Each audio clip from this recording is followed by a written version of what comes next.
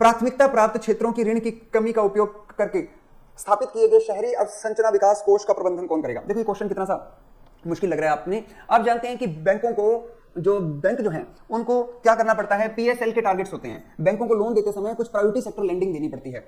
आपको ये पता है कि बैंकों को अपने टोटल लोन का कुछ हिस्सा लगभग 18% एग्रीकल्चर को देना पड़ता है। बैंकों को अपने टोटल लोन का 18% किसे देना है, एग्रीकल्चर को देना है। कुछ एक मैं आपको वीडियो भी शेयर करूंगा, ये पीएसएल पर एक वीडियो है। तो एक वीडियो है, आपने देखा 18% जो है एग्रीकल्चर को है, उसके बाद हाउसिंग है, हाउसिंग की कुछ परसेंटेज है। मैं आपको दोनों की परसेंटेज बता दूंगा। कमर्शियल बैंकों को पीएसएल टारगेट का कितना परसेंट करना पड़ता है और ग्रामीण बैंकों को कितना परसेंट करना पड़ता है, ये दोनों का अलग अलग है। आपको वैसे मोटे तौर पे ये बता देता हूं कि जो प्रायोरिटी सेक्टर की लैंडिंग के जो लक्ष्य हैं, ग्रामीण बैंकों को अपने टोटल लोन का 75% प्रायोरिटी सेक्टर को देना होता है। जितने उनको लोन देने हैं उसका 75% जो है वो प्रायोरिटी सेक्टर को देना है। सिर्फ 25% ही वो अपनी मर्जी से दे सकते हैं। 75% लोन तो उनका फिक्स है कि एग्रीकल्चर है और इसके अलावा हाउसिंग है, एमएसएमई है, माइक्रो स्मॉल मीडियम है, स्टार्टअप्स है, बायोगैस है, इनमें फिक्स कर रखा है। और जो कमर्शियल बैंक्स होते हैं, जो भारत के कमर्शियल बैंक्स हैं, उनको ये देना पड़ता है 40%। उनके लिए लक्ष्य है 40% का। ये दो बातें याद रखनी है आपने। तो आप मुझे बताएंगे प्रायोरिटी जो सेक्टर्स हैं उनको अपने एक साल में जितने भी लोन उनको बांटने हैं, जो उनके टारगेट्स हैं, उसमें से कितने लोन प्राथमिकता प्राप्त क्षेत्रों को देने हैं, पीएसएल को देने हैं, प्रायोरिटी सेक्टर लैंडिंग को देने हैं 75% देने हैं ग्रामीण बैंकों को, और कमर्शियल बैंकों को कितने परसेंट देने हैं, 40%। जो अब अगर कोई बैंक, कमर्शियल बैंक या ग्रामीण बैंक इस लोन को देने से फेल रहते हैं, 75% या 40% नहीं दे पाते, तो जितना शॉर्टफॉल होता है उसे नाबार्ड को ट्रांसफर करना पड़ता है, नाबार्ड को देना पड़ता है। नाबार्ड इसको कौन से फंड में डाल देता है, आरआईडीएफ में डाल देता है। आरआईडीएफ की फुल फॉर्म क्या होती है, रूरल इंफ्रास्ट्रक्चर डेवलपमेंट फंड। ये पैसे नाबार्ड को ट्रांसफर हो जाते हैं। तो सारे बैंक ये चाहते हैं कि हम ये सारे लक्ष्य पूरे कर लें, नहीं तो नाबार्ड को पैसे जाएंगे तो हमें वो ब्याज दरें नहीं मिल पाएंगी, हमें सिर्फ गवर्नमेंट सिक्योरिटीज का ब्याज मिलेगा। तो वो ये नहीं चाहते कि नाबार्ड को पैसे ट्रांसफर हों। तो वैसे तो आरआईडीएफ क्या काम करता है, आरआईडीएफ जो होता है गांवों की सड़कें बनाता है, रूरल इंफ्रास्ट्रक्चर पे काम करता है। अब सरकार ने एक ऑप्शन और दे दिया है कि जो बैंक नाबार्ड को पैसे नहीं देना चाहते, जो कहते हैं नाबार्ड को नहीं देना चाहते, हम किसी और फंड में डालना चाहते हैं, तो वो ये पैसे एनएचबी में भी दे सकते हैं। एनएचबी क्या होता है, नेशनल हाउसिंग बैंक होता है, जो 1988 में बनाया गया था, सी रंगराजन समिति की सिफारिश पर बना था। आपको ये पता है एनएचबी जो है वो सी रंगराजन की सिफारिश पे 1988 में बना था, और इसका हेडक्वार्टर कहां पर है, दिल्ली में है। और एनएचबी के चेयरमैन का नाम है शरद कुमार होता। ये आपको चलो चीजें बाद में बता देंगे। अब अपनी बात करते हैं कि एनएचबी जो है, एनएचबी के अंडर में कौन सा वो नया फंड है जो सरकार ने बनाया है, यूआईडीएफ बनाया है। यूआईडीएफ की फुल फॉर्म क्या होती है, अर्बन इंफ्रास्ट्रक्चर डेवलपमेंट फंड। ये अर्बन इंफ्रास्ट्रक्चर डेवलपमेंट फंड जो है एक्स्ट्रा बना दिया है। तो आपको मैंने ये बताया कि अगर कोई बैंक अपने प्रायोरिटी सेक्टर लैंडिंग के लक्ष्य को प्राप्त करने में फेल रहता है, तो जितना शॉर्ट रहता है उसका लक्ष्य है, वो पहले आरआईडीएफ को ट्रांसफर किया जाता था। आजकल वो किसको ट्रांसफर कर सकता है, यूआईडीएफ को ट्रांसफर कर सकता है। और यूआईडीएफ जो है वो कौन सी संस्था के अंडर में आता है, एनएचबी के अंडर में आता है। अब जल्दी से जल्दी मुझे आप नाबार्ड कौन सी समिति की सिफारिश पर बना था, मुझे ये बता दीजिए, बताइए। नाबार्ड को कौन सी समिति की सिफारिश पर बनाया गया था, नाबार्ड बनाया था शिवरमन समिति की सिफारिश पे। नाबार्ड किसकी सिफारिश पर बना था, शिवरमन। और एनएचबी कौन सी कमेटी की सिफारिश पर बना है, सी रंगराजन कमेटी की सिफारिश पर बना है। नाबार्ड 1982 में बनाया है, 12 जुलाई 1982 को नाबार्ड बना है।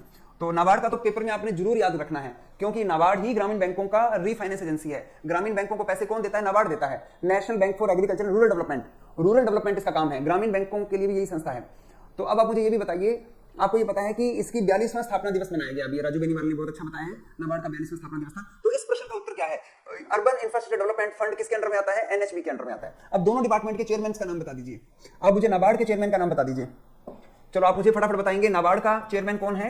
नाबार्ड का हेडक्वार्टर मुंबई है, ये आपने मुझे बता दिया, और एनएचबी का हेडक्वार्टर दिल्ली में है। जल्दी जल्दी मुझे इनके चेयरमैन का नाम बताइए। अभी तक किसी का जवाब नहीं आया क्लास में, नहीं। कुछ बच्चे करें गोविंद राजू चिंटाला, नहीं ये नहीं है। शाहजी केवी, क्या नाम है, शाहजी केवी। शाहजी केवी जो है वो किसके चेयरमैन है, नाबार्ड के चेयरमैन है। नाबार्ड के चेयरमैन का नाम है शाहजी केवी। और एनएचबी के चेयरमैन कौन है, शरद कुमार होता। अभी थोड़ी देर पहले मैंने आपको बताया था। नाबार्ड के चेयरमैन का नाम क्या है, शरद कुमार होता। सॉरी, एनएचबी के कौन है, एनएचबी के चेयरमैन का नाम है शरद कुमार होता। शरद कुमार होता ये किसके चेयरमैन है, एनएचबी के हैं। आपको मैंने थोड़ी देर पहले ये भी बताया, नाबार्ड की स्थापना किसकी सिफारिश पे की है, शिवरमन कमेटी की सिफारिश पे, और एनएचबी की स्थापना सी रंगराजन कमेटी की सिफारिश पे की है।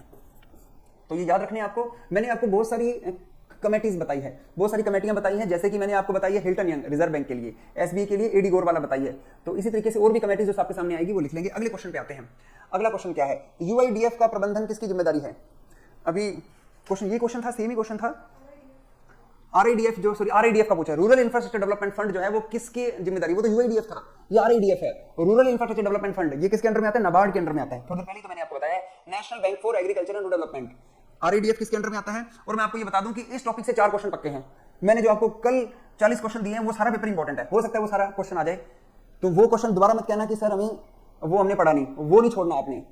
कल वाली क्लास दोबारा बता रहा हूं, नहीं छोड़नी आपने। हाँ जी, रिकॉर्डिंग वाली क्लास 2-3 बार देख लो उसको आप। अभी LIC के एग्जाम में भी तो ऐसा हुआ है, ऑप्शन भी वही थे और एग्जाम ऑप्शन भी वही थे और क्वेश्चन भी वही था और कोई नाम लिखा है तो वो भी वैसे ही था। तो मैं फिर दोबारा से आपको हिंट दे रहा हूं, बार बार नहीं दूंगा अब मैं हिंट। आगे बढ़ते हैं। What is the purpose of setting up the entity of digi locker?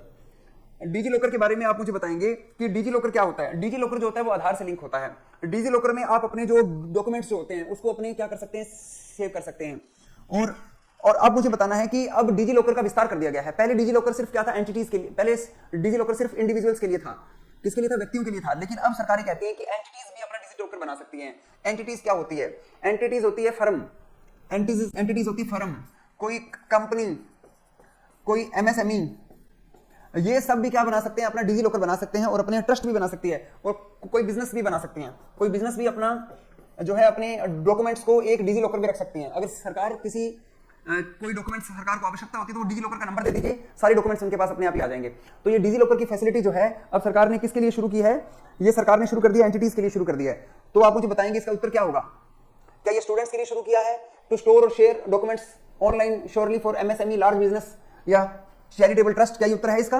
ये उत्तर होगा इसके लिए। पहले डिजी लॉकर सिर्फ किसके लिए था? इंडिविजुअल्स के लिए था। तो अब ये MSME और उनके लिए भी हो गया। आपको पता है कि जब कोई आजकल नया छोटा बिजनेस खुलता है तो उसके लिए उद्योग आधार आवश्यक है। उद्योग आधार है, उद्योग आधार के बिना आजकल कोई बिजनेस नहीं खुलता और बैंक में अकाउंट भी नहीं खुलता। अब बैंक वाले क्या कर देते हैं? अकाउंट बंद कर देते हैं। वो कहते हैं पहले उद्योग आधार लाओ फिर हम आपका अकाउंट चालू करेंगे। एक आदमी बहुत सारे बिजनेस खोल लेता है और सरकार को जानकारी नहीं देता। जब उद्योगों का आधार होगा, आदमी के आधार से उद्योग आधार को जोड़ेंगे तो ये पता लग जाएगा कि एक आदमी के नाम से कितने बिजनेस हैं। तो इसीलिए ये डिजी लॉकर शुरू किया गया है। अगले क्वेश्चन पे आते हैं। अगला क्वेश्चन क्या कहता है? नेक्स्ट क्वेश्चन है कि एक योजना है, गोवर्धन योजना है। क्वेश्चन योजना का नाम है गोवर्धन योजना के तहत कितने नए कचरे से धन प्लांट स्थापित करने की योजना है? इस पहल के लिए कुल निवेश क्या रखा गया है? गोवर्धन योजना है कि जो पशु हैं इनसे मिलने वाले बायो एग्री रिसोर्सेज को बनाना, यानी कि सरकार ये चाहती है कि अब जो है लोग जो है केमिकल जो उर्वरक हैं, जो फर्टिलाइजर्स हैं उनका इस्तेमाल ना करें। गोबर की खाद है, केंचुआ वगैरह जैसे होते हैं उसकी खाद, वो चीजों का इस्तेमाल करें। तो सरकार ने एक योजना शुरू की है, गोवर्धन योजना शुरू की है और ये ऑर्गेनिक फार्मिंग को बढ़ावा देने के लिए है। ये किसके लिए बढ़ावा दिया गया है? ऑर्गेनिक फार्मिंग, ताकि लोग जो है साफ सुथरा जो खाना खाएं। और इसके लिए पूरे भारत में 500 प्लांट लगाए गए हैं। 500 प्लांट्स पर सरकार का कितना खर्चा आया है? 10,000 करोड़ का खर्चा आया है। तो इसका आंसर होगा 500 प्लांट है और खर्चा कितना है? 10,000 करोड़ का बजट दिया गया है इस योजना के लिए। अगली योजना आती है, आप देख सकते हैं 500 प्लांट्स लगाए गए हैं और 10,000 करोड़ के। तो ये प्लांट जो होंगे ऑर्गेनिक होंगे। प्रधानमंत्री कौशल विकास योजना की पहले थी फर्स्ट, का इसका 4th वर्जन आ गया है। प्रधानमंत्री स्किल डेवलपमेंट स्कीम है 4.0, ये स्किल डेवलपमेंट की योजना है। इस बार जो इसका 4.0 वर्जन आया, इसका नया वर्जन आया है, इसमें सरकार ने किस प्रकार की स्किल्ड के लिए काम किया है? आजकल देखो, पहले तो ये होता, पहली वाली जो थी प्रधानमंत्री कौशल विकास योजना थी, स्किल डेवलपमेंट योजना, उसमें लोगों को आगे कंप्यूटर सिखाओ, बच्चों को क्या सिखाओ? कंप्यूटर सिखाओ, बेसिक कोर्स कराओ, MS वर्ड सिखाओ। लेकिन आजकल जो है ये इन चीजों से ऊपर बढ़ गए हैं। आजकल जमाना AI का आ गया है, आज का जमाना ड्रोन्स का जमाना आ गया है। जो काम हम करने के लिए बहुत सारा समय हमें लगता था, लेकिन आज का जमाना रोबोट्स का जमाना आ गया, रोबोटिक जमाना आ गया है। तो कहते हैं कि इस बार जो हम प्रधानमंत्री कौशल विकास योजना का 4.0 वर्जन लेके आएंगे, इसमें बच्चों को सिखाएंगे, कोडिंग सिखाएंगे, इसमें AI सिखाएंगे, ड्रोन्स को सिखाएंगे, रोबोटिक्स सिखाएंगे। तो ऐसा कोई इसमें है? ऐसा देखो इसके अंदर कौन सा है? इसमें आंसर होगा to skill lacks of youth, new age courses for industries 4.0, ताकि हमारी इंडस्ट्रीज के लिए जो है अपस्किलिंग हो। तो इसका आंसर होगा C होगा। और इसमें इंटरनेट ऑफ IoT भी सिखाया जाएगा, इंटरनेट ऑफ थिंग्स, IoT भी सिखाया जाएगा। अगले पेज पे इसके बारे में बता रखा है। IoT क्या होता है? Internet of things, 3D printings, drones, क्या लिखा है? मैकेट्रॉनिक्स और रोबोटिक्स, आर्टिफिशियल इंटेलिजेंसी, कोडिंग, ये सब इस बार की 4.0 के अंदर ही रखा गया है। चलिए अगले क्वेश्चन पे आते हैं। अगला क्वेश्चन है, प्रधानमंत्री की ये क्रेडिट गारंटी योजना है MSME के लिए। MSME की क्रेडिट गारंटी योजना है, कब से प्रभावी होगी और इसका कोर्स में अपेक्षित जमा राशि क्या है? इसको कितने रुपए का बजट कॉर्पस फंड में दिया गया है? इसको कितने रुपए का बजट दिया गया है? तो ये है कि MSME की क्रेडिट गारंटी स्कीम है, ये कौन सी तारीख से शुरू हो रही है? तो ये शुरू हो रही है 1 अप्रैल 2023 से शुरू हो गई है और इसको दिया गया है 9,000 करोड़ रुपया। ये स्कीम कौन सी तारीख से शुरू हुई है? 1 अप्रैल 2023 से शुरू हो गई है और इसे दिया गया है 9,000 करोड़ रुपए दिए गए हैं। रेखा ने सबसे पहले जवाब दिया और एक और स्टूडेंट का जवाब सबसे पहले आया है। अगले क्वेश्चन पे आते हैं। अगला क्वेश्चन आता है क्या, ये देखो 1 अप्रैल 23 से और 9,000 करोड़ रुपए का। अगला क्वेश्चन आता है कि यही सेम स्कीम के बारे में क्वेश्चन है, credit guarantee scheme for MSME. इसमें कुल कितनी बिना गारंटी की क्रेडिट राशि उपलब्ध करवाई जाएगी, टोटल कितने रुपए बांटेंगे हम पूरे साल में, एक वित्तीय वर्ष में कितने रुपए बांटेंगे। बजट तो देखो 9,000 करोड़ रुपए का बजट दिया गया है। अब आपसे पूछा है कि इसमें कितने रुपए के लोन प्रोवाइड करवाएंगे, इसमें 2 लाख करोड़ के रुपए, 2 लाख करोड़ के लोन प्रोवाइड करवाने हैं। इतने रुपए के क्या प्रोवाइड करवाने, लोन प्रोवाइड करवाने हैं। तो इसका आंसर क्या होगा, 2 लाख करोड़ रुपए के लोन प्रोवाइड करवाने हैं। बजट जो होता है वो अलग चीज होती है, एलोकेशन होता है बजट का इस वर्ष के लिए, लेकिन स्कीम लंबी चलती है, टोटल 4-5 सालों की स्कीम होती है, तो 5-6 सालों में कितने रुपए दे देंगे।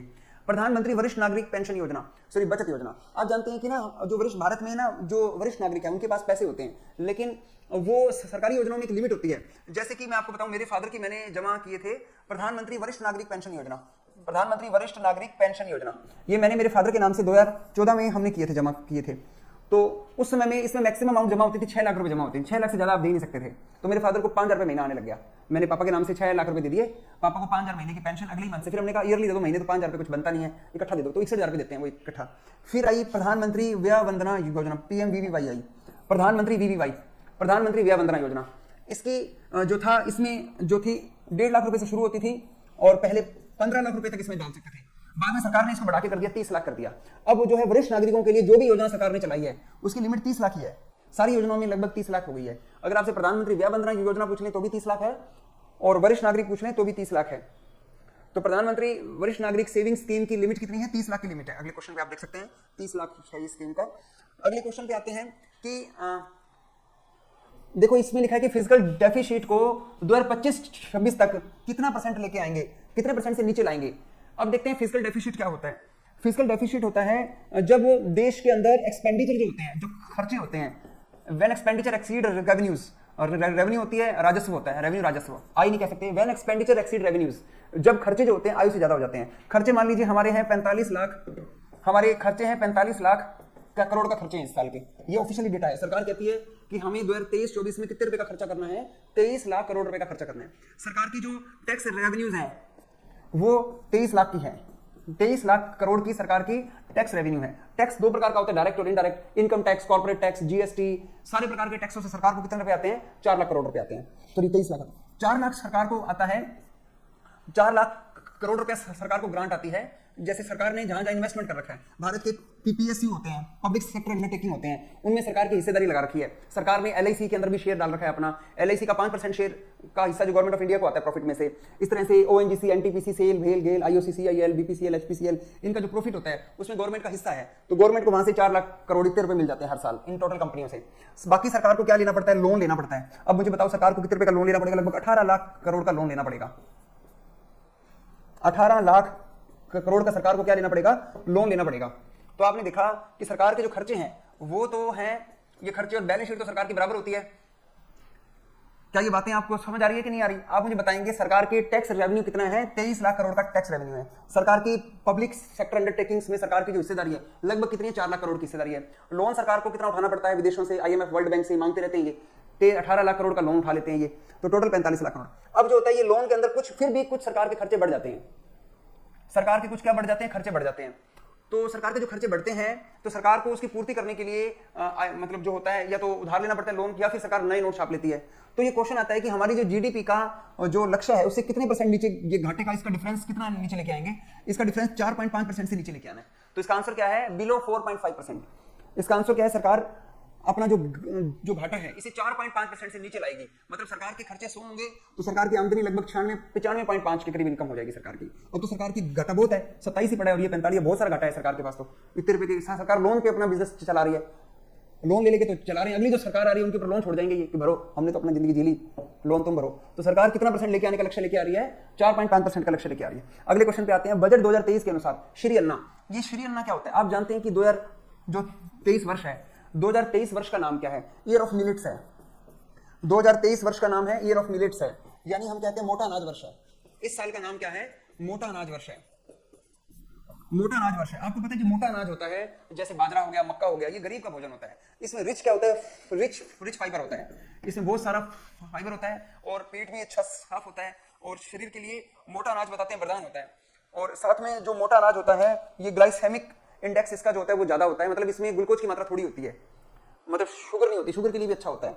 तो सरकार ने इसको बढ़ावा देने के लिए, श्री अन्ना को ग्लोबल हेल्थ पर प्रमोट करने के लिए, अंतरराष्ट्रीय स्तर पर श्रेष्ठ प्रथाओं अनुसंधान प्रयोग साझा करने के लिए इंस्टीट्यूट डिजाइन किया है जो भारत में मोटा अनाज को बढ़ाएंगे। हमारी क्लास में हैदराबाद से स्टूडेंट भी है, भारत इसी इंस्टीट्यूट में यहीं पर जॉब करते हैं, उसका ही क्वेश्चन आ गया है, लगभग एग्रीकल्चर से जुड़े हुए हैं भारत क्लास में अभी भारत। तो Indian institute of millet research, ये किसके लिए है? मिलेट्स पर प्रैक्टिसेस, रिसर्च, टेक्नोलॉजीज को बढ़ावा देने के लिए है।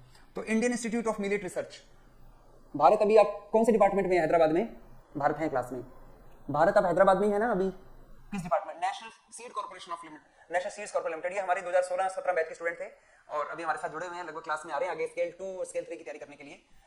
तो चलिए आपका स्वागत है। ये इंस्टीट्यूट आपके आसपास होगा, national Indian institute of millet research, yes, Bharat का रेंज सब हमारे नजदीक है। चलिए अगले क्वेश्चन पे आते हैं। ये रहा मोटे अनाज खेती को बढ़ा। तो अब मुझे बताइए, क्वेश्चन पता चला 2023 वर्ष का, विजिट सो मेनी टाइम्स, इन्होंने बहुत बार उसे विजिट किया है, तो ये हैदराबाद में है। अगले क्वेश्चन पे आते हैं। अगला क्वेश्चन आता है कि पीएम मत्स्य संपदा योजना है, प्रधानमंत्री ने ये लिखा है बजट 2023 के अनुसार प्रधानमंत्री मत्स्य संपदा योजना के तहत नई उपयोजना के तहत लक्ष्य निवेश क्या है, जिसका उद्देश्य है मत्स्यकारों, मछुआरों, माइक्रो और छोटे उद्योगों के कार्यों को बेहतर बनाना और मूल्य श्रृंखला के प्रदर्शन को बढ़ाना, बाजार को विस्तारित करना। मतलब जो फिशरमैन्स हैं उनको सपोर्ट करने के लिए, फिशरमैन्स को सपोर्ट करने के लिए जो है उनको बढ़ावा देने के लिए सरकार ने मत्स्य संपदा योजना में कितने रुपए दिए हैं? मत्स्य संपदा योजना में दिए हैं 6000 करोड़ रुपए दिया है। मत्स्य संपदा योजना मछुआरों को बढ़ावा देने के लिए योजना है, इसके लिए सरकार ने दिया है। अगला क्वेश्चन देखेंगे, 6000 करोड़ रुपए दिया है। एक देखेंगे कितने प्राथमिक कृषि ऋण सोसाइटियां कंप्यूटरीकृत की जा रही है, जिसके पहल के लिए बजट 23 के अनुसार कितनी राशि आवंटित की गई है। आप जानते हैं कि कोऑपरेटिव सोसाइटियां जो होती है उसके 3 स्टेज होते हैं। कोऑपरेटिव सोसाइटियों की 3 स्टेज होती है। पहली स्टेज होती है पैक्स की स्टेज होती है, पैक्स। दूसरी स्टेज होती है डीसीबी होती है, डिस्ट्रिक्ट कोऑपरेटिव बैंक्स होते हैं। फिर एपेक्स होती है। कोऑपरेटिव बैंक जो होता है वो 3 स्तरीय होता है। सहकारी बैंक जो होता है वो 3 स्तरीय होता है, 3 स्तर का, 3 लेवल का बैंक होता है। गांव में जाओगे तो गांव में एग्रीकल्चर सोसाइटी होती है, कृषि सोसाइटी होती है, जो गांव में ही बैठी किसानों को खाद बीज बांट देती है, गांव में किसानों को लोन दे देती है। उसी गांव में, हर गांव में सोसाइटी बनी हुई है। उससे ऊपर आते हैं बैंक आते हैं, जैसे केंद्रीय सहकारी बैंक, श्रीगंगानगर केंद्रीय सहकारी बैंक, बीकानेर केंद्रीय सहकारी बैंक। हर डिस्ट्रिक्ट में एक कोऑपरेटिव बैंक होता है, डिस्ट्रिक्ट कोऑपरेटिव बैंक हर डिस्ट्रिक्ट में होता है। डीसीबी की फुल फॉर्म क्या होती है? District cooperative bank. और पैक्स की फुल फॉर्म आपके सामने ऊपर लिखी हुई है, प्राइमरी एग्रीकल्चर क्रेडिट सोसाइटी होती है। और फिर एपेक्स इनकी बड़ी संस्था होती है। एपेक्स में हमारी एक स्टूडेंट अभी बहुत बड़ी सीट पे बैठी हुई है जयपुर के अंदर। पूरे राजस्थान के कोऑपरेटिव बैंक उसके अंडर में आते हैं। हरियाणा की लड़की थी सरोज, और देखने में ऐसे लगता नहीं था कि कभी ये लड़की जॉब लग सकती है, और जॉब भी लगी तो एपेक्स में लगी। उसका कभी छोटा पेपर पास नहीं होता था, और जब उसने एपेक्स का पेपर दिया उसका एपेक्स का पेपर पास हो गया। मैं खुद हैरान था कि भगवान ने, देखो किसी को अगर छोटी मोटी नौकरी नहीं उसका पास हुआ पेपर, तो वो कहते सर मैं ये भर दूं बड़े वाला फॉर्म में, क्या देखो हार्ड आता है, कहते कोई बात नहीं सर मैं ट्राई कर लेती हूँ। और उसका पहली बारी में ही, सुलेखा नाम था, सरोजनी सुलेखा नाम था उसका, और हरियाणा की लड़की थी, अभी जयपुर एपेक्स में बैठती है। तो मतलब कई बार ऐसा होता है कि हमारे साथ भगवान हमें ज्यादा बड़ी चीज देने को तैयार बैठा होता है, और हम कई बार छोटी चीज को लेकर भगवान से गिले शिकवे करते हैं। तो ये सामने एग्जाम्पल है। अब हम देख रहे थे कि ये जो सोसाइटियां हैं इसको सरकार ने कितने रुपए दिए हैं? इसको सरकार ने 63,000 करोड़ रुपए दिया है। और 63,000 जो कोऑपरेटिव सोसाइटी है उनको कंप्यूटराइज करना है। 63,000 कोऑपरेटिव सोसाइटियों को क्या करना है? कंप्यूटराइज करना है। और इसके लिए 2516 करोड़ रुपए दिए हैं। कितने रुपए का बजट दिया है? 2516 करोड़ रुपए। आमतौर पे क्या होता है कि गांव में घपले बहुत हो जाते हैं, मतलब घोटाले कर लेते हैं, ऑफलाइन होता है। हाजिरी भी 4-5 दिन बाद आके इकट्ठे लगा देते हैं एक साथ ही। 4-5 दिन आते ही नहीं है वो व्यवस्थापक, 5-6 दिनों की इकट्ठी हाजिरी लगा देते हैं, कहते हैं कंप्यूटराइज लो, डेली बायोमेट्रिक हाजिरी लेंगे तो इससे सुधार बढ़ेगा। तो 63,000 सोसाइटियों को इन्होंने ये दिया है। अगले क्वेश्चन पे आते हैं। बजट 2023 के अनुसार शुरू किए गए डिस्ट्रिक्ट, एक सरकार ने एक डिस्ट्रिक्ट एस्पिरेशनल डिस्ट्रिक्ट प्रोग्राम शुरू किया था। एस्पिरेशनल डिस्ट्रिक्ट प्रोग्राम शुरू किया था। पिछले आरआरबी के एग्जाम में इसका क्वेश्चन आया था। एस्पिरेशनल डिस्ट्रिक्ट जो प्रोग्राम है ये सरकार ने शुरू किया था, और लास्ट आरआरबी के पेपर में क्वेश्चन आया था एस्पिरेशनल डिस्ट्रिक्ट प्रोग्राम में कितने डिस्ट्रिक्ट है। एस्पिरेशनल डिस्ट्रिक्ट प्रोग्राम में क्या होता है कि कुछ डिस्ट्रिक्ट सरकार ने छांटे हुए हैं, और प्रधानमंत्री खुद उनको मॉनिटर करता है। प्रधानमंत्री उन डिस्ट्रिक्ट के जिला कलेक्टरों को सीधा बुलाता है अपने पास कि तुम बताओ आपके एरिया में क्या चल रहा है, जो कि पिछड़े हुए हैं, तो उनको सीधा प्रधानमंत्री की मॉनिटरिंग है उनके साथ में। तो इसका बहुत अच्छा इफेक्ट रहा। जैसे हरिद्वार पिछले साल एक नंबर पे रहा। हरिद्वार का जो डिस्ट्रिक्ट कलेक्टर था वो सीधा प्रधानमंत्री के टच में था। ठीक है, अब क्या होगा? एसपी डिस्ट्रिक्ट प्रोग्राम था। अब सरकार कहती है कि डिस्ट्रिक्ट लेवल पर एक जिला बहुत बड़ा होता है। श्रीगंगानगर जिला पहले बहुत बड़ा था, अब तो चलो उसके टुकड़े कर दिए। तो यहाँ से लेकर गरसाना, खाजूवाड़ा, रावला, एक डिस्ट्रिक्ट कलेक्टर को कुछ सारे ब्लॉक्स की जानकारी नहीं थी। अब सरकार ने क्या कर दिया? एस्पिरेशनल ब्लॉक प्रोग्राम शुरू कर दिया है।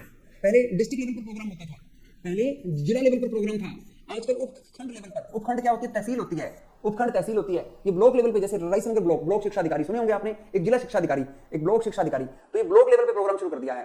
तो आपने मुझे बताना है पूरे भारत के कितने ब्लॉक्स हैं? जिनमें ये स्कीम शुरू की है। पूरे भारत के 500 डिस्ट्रिक्टों में ये ब्लॉक प्रोग्राम शुरू किया है। 500 जो है डिस्ट्रिक्टों में, भारत के 500, सॉरी एक मिनट रुकना, 500 नहीं है, इसकी संख्या में देखता हूं अभी, इसकी संख्या देख लेता हूं। तो ये आपने मुझे बताना है इसका आंसर क्या है। ये भारत के एस्पिरेशनल जो है ये ब्लॉक जो प्रोग्राम है, ये क्या, to improve financial service to rural areas, to improve health care infrastructure, to digital education, to achieve saturation of essential government services across multiple domains और टू बूस्ट इंडस्ट्रियल ग्रोथ। बताओ क्या उत्तर आएगा इसका? उत्तर D बनता है इसका उत्तर, कि एसेंशियल गवर्नमेंट सर्विसेज जो सरकारी योजनाएं हैं उसको सीधा ही दूर दराज एरिया तक पहुंचाना। आप देख सकते हैं महत्वपूर्ण सरकारी योजनाओं की पूर्ति करना। तो इसमें कितने हैं? 500 या 500 जिले हैं। सही है, मैं अभी थोड़ा इसलिए आपको रोका क्योंकि मैं कंफ्यूज था। इसमें 500 जिले हैं। इसमें जिले कितने हैं? 500 जिले हैं। तो ये पेपर में क्वेश्चन आ सकता है। जैसे पिछले साल उन्होंने एस्पिरेशनल डिस्ट्रिक्ट प्रोग्राम का पूछा था, अब एस्पिरेशनल ब्लॉक प्रोग्राम का पूछ सकते हैं। इस ब्लॉक प्रोग्राम में कितने जिले हैं? 500 जिले हैं। 500 जिलों के अंदर ये शुरू किया है। 31 स्टेट्स के 500 जिलों को ये किया है। और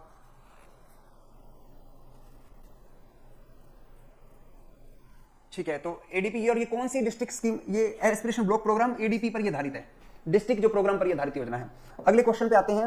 अगला क्वेश्चन क्या है? बजट 2023 के अनुसार आगामी 3 वर्षों में प्रधानमंत्री पीवीटीजी विकास मिशन के कार्यान्वयन के लिए कितना वित्तीय बजट दिया गया है? अब देखो ये पीवीटीजी क्या है? पीवीटीजी की फुल फॉर्म है पर्टिकुलरली वॉलंटरीएबल ट्राइबल ग्रुप्स, यानी कि जो आदिवासी ग्रुप्स जो हैं उनका विकास करने के लिए, आदिवासी एरिया का जो विकास करने के लिए जो संकटग्रस्त जो जनजातियां हैं, इसका मतलब है संकटग्रस्त है, जो संकट में आदिवासी लोग हैं उनको उत्थान करने के लिए, कुछ आदिवासी जनजातियां संकट में, उनके क्रियान्वयन के लिए कितने रुपए का बजट सरकार ने दिया है? तो 15,000 करोड़ रुपए का बजट आदिवासियों को दिया है। नेक्स्ट क्वेश्चन पे आते हैं। बस ये सीधा ही क्वेश्चन है, कोई ज्यादा इसमें डिटेल समझने वाली नहीं है। आपको मैंने ये बताया था कि पूरे भारत में कर्नाटक की पहली ऐसी योजना जिसे राष्ट्रीय परियोजना का दर्जा दिया गया, जिसे राष्ट्रीय परियोजना का दर्जा दिया गया, कर्नाटक की पहली परियोजना जो उनकी स्टेट की परियोजना थी जिसको राष्ट्रीय परियोजना का दर्जा दिया गया, वो थी ऊपरी भद्रा परियोजना। ये मैं आपको कल बताया था, ऊपरी भद्रा परियोजना। ये भद्रा एक नदी है कर्नाटक की, इसे नेशनल का परियोजना का दर्जा दिया गया है। और ये इसके लिए कितने रुपए का बजट दिया गया? 5300 करोड़ रुपए का। ये तो मैं आपको बता चुका हूं, परसों ही बताया था मैंने आपको।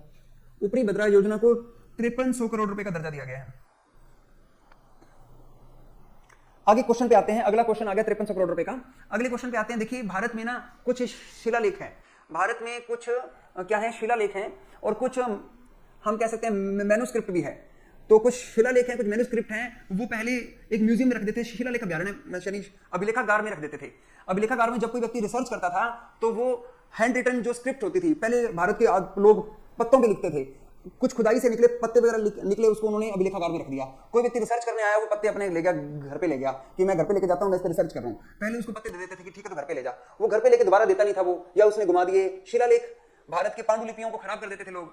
अब सरकार कहती है कि किसी को हाथ नहीं लगाने देंगे, चाहे कोई जितना मर्जी बड़ा प्रोफेसर है, किसी भी शिलालेख और पांडुलिपि को किसी को नहीं देंगे, हम उसका डिजिटलाइजेशन कर देंगे, हम उसे म्यूजियम में रखेंगे। तो है कि एक डिजिटल शिलालेख म्यूजियम स्थापित करना है, और पहले स्टेज में 1 लाख प्राचीन शिलालेखों को डिजिटल बनाना है। तो आपने मुझे बताना है उसका नाम क्या रखा है, जो ये ऐसी म्यूजियम बनाया गया है उस म्यूजियम का नाम पूछा है। उस म्यूजियम का नाम है Bharat shared respiratory of manuscript, Bharat shared repository of manuscript, Bharat shared repository of manuscript. तो ये एक नया बनाया गया है। नेक्स्ट क्वेश्चन पे आते हैं। तो आपने देख लिया, ये लिखना है अभी, ये लिख लिया। चलो आगे बढ़ते हैं, बैक करूं स्क्रीन। भारत शेयर्ड क्या था, Bharat shared repository of manuscript. अगले क्वेश्चन पे आते हैं। केंद्र द्वारा प्रभावी पूंजीगत व्यय कितने लाख करोड़ रुपए का होगा? आप जानते हैं कि मुझे ये बताओ कि भारत का टोटल जो खर्चा है वो कितना है? भारत का टोटल जो खर्चा है वो कितना खर्चा है? हमने एक साल में कितना खर्चा करना है बताएंगे? सरकार ने एक साल में कितने रुपए का खर्चा करना, अभी थोड़ी देर पहले मैंने आपको बताया था। टोटल खर्चा है 45 लाख करोड़ रुपए का खर्चा है। अभी थोड़ी देर पहले मैंने बजट बताया था, इधर लिखा था खर्चा एक्सपेंडिचर लिखे थे, और इधर मैंने राजस्व लिखा था। खर्चा हमारा है 45 लाख करोड़ रुपए का खर्चा है। अब सरकार के जो खर्चे होते हैं वो 2 प्रकार के होते हैं खर्चे। एक तो होते हैं कैपिटल एक्सपेंडिचर होता है, पूंजीगत खर्चा होता है। पूंजीगत खर्चा वो होता है जो कि हमारी एक एसेट्स बनती है, हमारे देश की एक संपत्ति बनेगी। जैसे सरकार ने कोई स्कूल निर्माण करवा दिया, सरकार ने कोई बिल्डिंग का निर्माण करवाया, सरकार ने कोई सड़क बनाई है, तो ये सरकार का खर्चा कैसा है? पूंजीगत खर्चा है।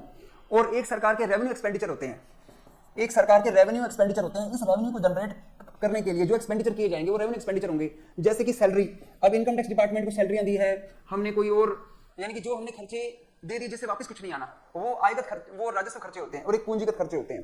वैसे तो सरकार के लगभग सारे ही खर्चे ना रेवेन्यू एक्सपेंडिचर होते हैं। सरकार लोगों को दिखाने के लिए कि हम ज्यादा खर्चा नहीं कर रहे, हम आपकी प्रॉपर्टी बना के दे रहे हैं आपको, तो सरकार इस तरीके से लोगों को थोड़ा सा हौसला देती है कि आप हौसला बनाए रखो। ये है 13.7 लाख करोड़ है, 13.7 लाख करोड़। सरकार कहती है कितना खर्चा, तो हम आपके लिए संपत्ति बना के दे रहे हैं। हम ये मत सोचो कि हमने आपके ऊपर बहुत सारा खर्चा कर दिया है, तो सरकार कहती है कि ये खर्चा तो हम आपके लिए एसेट्स बना के जाएंगे, ठीक है। तो इस बिल्डिंग पे, स्कूल्स वगैरह के निर्माण पे तो ये है। तो आप मुझे बताएंगे इसका आंसर क्या आएगा? इसका आंसर आएगा 13.7 लाख करोड़ रुपए का खर्चा है। तो आप देख सकते हैं इसमें तो प्रभावी पूंजीगत व्यय जो है बजट का 3.7 लाख करोड़ है और ये जीडीपी का 4.5% है। जीडीपी का कितना परसेंट कैपिटल एक्सपेंडिचर है? 4.5% है। जीडीपी का 4.5% है कैपिटल एक्सपेंडिचर। नेक्स्ट क्वेश्चन पे आते हैं। अगला क्वेश्चन क्या है? बजट 2023 में उल्लिखित, आप कितने मर्जी बजट के क्वेश्चन, आप कोई मर्जी वीडियो देखना, जो वीडियो जो मैंने आपको यहाँ पढ़ाया है, वैसे इतना डिटेल में बजट को डिटेल में नहीं बताया गया, किसी वीडियो में नहीं बताया गया। आप ऑनलाइन भी देखना जाके वीडियो, और बहुत इजी वे में आपको पढ़ाया गया है। और जो वैसे बजट बहुत बड़ा है लेकिन उसमें से उसको समराइज किया गया है और आपको याद भी हाथों हो जाएगा। ये बजट इतना बोरिंग नहीं लग रहा है, बजट का टॉपिक बहुत बोरिंग है। आप कोई वीडियो पढ़ो, वीडियो देखोगे तो आप 10 मिनट में सो जाओगे, इसको बंद करो यार, बहुत हार्ड है, ठीक है। तो जिस टाइप से आपका ये वीडियो बनाया गया है, बहुत इजी क्वेश्चन, नहीं तो क्वेश्चन की लेंथ बड़ी बड़ी है मेरे पास। कोई क्वेश्चन, ये क्वेश्चन 5-6 लाइनों में क्वेश्चन होता है, 5 लाइनों में, एक सही है, 2 सही है, इनमें से कौन सी है, 3-4 लाइनें लिखी होती है, एक लाइन सही है, 2 सही है, एक और 2 सही है। क्वेश्चन देखने में ऐसा लगता है कि इसको बंद कर दें अपने, तो वैसे थोड़ी पढ़ सकते हैं। वैसे आप ठीक है एग्जाम में दे सकते हो वैसे क्वेश्चन, लेकिन आप प्रैक्टिस करने के लिए वो क्वेश्चन ठीक नहीं होते कि हम 5-6 क्वेश्चन आपको लाइनों में ABCD दें, फिर उनमें से पूछे कौन से सही है, तो वो थोड़े लंबे हो जाते हैं। तो सिर्फ मैंने आपको 1 लाइनर ही क्वेश्चन और 4 ऑप्शनों के हिसाब से दिए हैं, ये इजी रहेंगे आपको। मैंने आपको बताया था कि मैंने IASC में पढ़ा, मैंने आपको पहले बताया IASC में यही होता था कि आप बच्चे को 1 लाइनर पढ़ाओ, ऑब्जेक्टिव पढ़ाओ, तो वो बच्चा जल्दी याद करेगा। अगर आप उसे थ्योरी पढ़ाओगे तो वो नहीं याद कर पाएगा। अगर यही बजट में आपको स्टोरी के रूप में सुना दूं, स्टोरी के रूप में बता दूं, निर्मला सीतारमण ने ये कहा है, बजट का वीडियो चला दूं, आपको पता नहीं चलेगा बजट में क्या बोल गई है। जब उसको ऑब्जेक्टिव रूप में पढ़ते हैं तो हमें याद हो जाता है। कल परसों मैंने एक वीडियो आपको दिखाई थी कि जिसमें आपको वर्ल्ड बैंक के, ADB के और IMF के अंदर जो पैसे दिए, बाद में उनके जब क्वेश्चन आंसर किए तो हमें याद हो गए। तो आपको आगे के लिए भी बता रहा हूं, कभी किसी क्वेश्चन को आपने पढ़ना हो तो उसको ऑब्जेक्टिव में पढ़ लो। आप बैंकिंग पढ़नी है ना, आप ऑब्जेक्टिव में पढ़ना। पहले आपको मैं सब्जेक्टिव पढ़ाऊंगा, कल सुबह जो क्लास होगी उसको सब्जेक्टिव में पढ़ा दूंगा, शाम को उसके क्वेश्चन आंसर कर लेंगे। तो सुबह पढ़ा होगा, शाम को, और दोपहर का टाइम होगा आपके पास में, तो उसे याद कर लेना, शाम को मैं उसके प्रश्न उत्तर बना दूंगा, ऐसे याद होंगे। अब हम देखते हैं कि 2023 में उल्लिखित 50 साल के बिना ब्याज वाले ऋण को 1 साल और बढ़ाने का उद्देश्य क्या है? देखो सरकार ना, जो स्टेट गवर्नमेंट्स होती है, स्टेट गवर्नमेंट को वहां पे सड़कों के निर्माण करने के लिए, आपको पता है इंफ्रास्ट्रक्चर के जो लोन होते हैं ना, वो थोड़े लंबे होते हैं। जैसे कि सड़क बनती है, ये सड़क बनाने में बहुत सारे खर्चे आते हैं। अब सड़क बनाने के लिए किसी बैंक ने लोन दे दिया, वो 1 साल में मेरे को चुकाओ, कहते हैं सड़क बनी है 25 साल तक सड़क रहेगी, चढ़ेगी, तो हम इसके लोन को धीरे धीरे चुकाएंगे। तो सरकार, पहले तो ये भारत सरकार ने कहा था बंद कर देंगे, हम आपको लोन नहीं देंगे।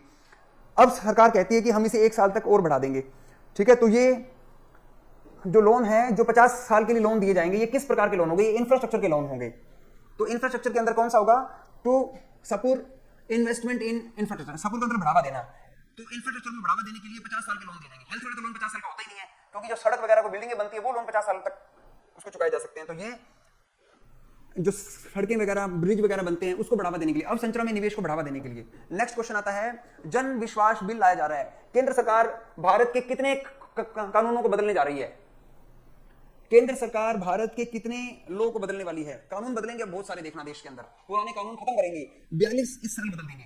42 ऐसे पुराने कानून हैं जिनको 42 कानूनों को बाल देंगे या चला देंगे, और जन विश्वास बिल लाएंगे जो पुराने कानून है। आगे देखते हैं, LGD जो शब्द है, इसकी फुल फॉर्म क्या है? देखो अभी आपको ये पता है कि भारत में ना, अभी स्टेट बैंक भारत का पहला ऐसा बैंक है, भारत का पहला ऐसा बैंक है जो कि लैब में बने हीरो की ट्रेडिंग पर भी लोन देने लग गया। हीरे जो होते हैं ना, एक तो नेचुरली मिलते हैं, खानों से मिलते हैं, माइनिंग से मिलते हैं, दूसरे लैब में बने हीरे होते हैं।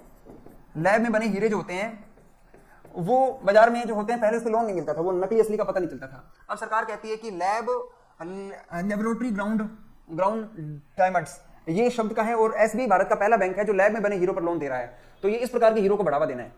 अब जो हीरे मिलेंगे बाजार से, नकली हीरे मिलेंगे, तो बाजार से कोई सामान, लैब में बने हीरो वाले जेवर लेने का कोई बेनिफिट नहीं है। तो अब ये सरकार इसके ऊपर बढ़ावा दे रही है, लेबोरेटरी ग्राउंड डायमंड्स। पता नहीं फ्यूचर इनकी क्या वैल्यू रहेगी, तो इनका लेना सही नहीं है मेरे हिसाब से।